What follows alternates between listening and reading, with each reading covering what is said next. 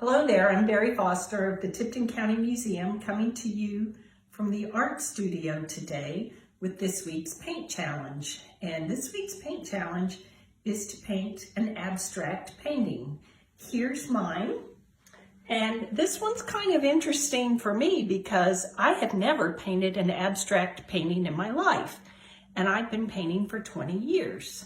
So I had to do some research. I went on the internet and I did a lot of reading and I watched a lot of interesting videos, and I thought, I feel like I can do this. And so what I did is I painted it in acrylic, and here's the paints I used, and here's the brush I used for getting it started. And what I did is I put a pale yellow on the top, pale pink in the middle, pale blue on the bottom, and I applied it all with this brush, and I let it dry.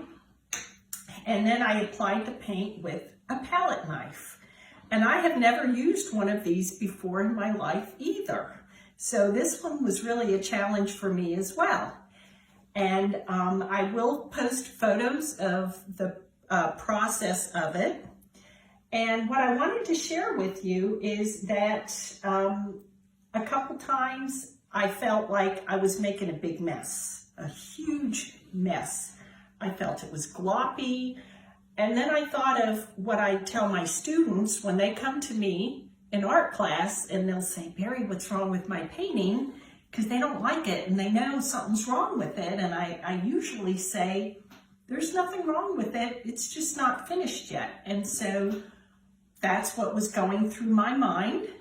And the color scheme that I chose was basically a lot of purple and yellow. And purple and yellow are opposites on the secondary color wheel. And it's one of my favorite color combinations. I surprised myself. I learned some things during this. I learned how to use one of these. And I learned that the wrist action, and I was listening to opera while I was painting this, and I absolutely loved the process.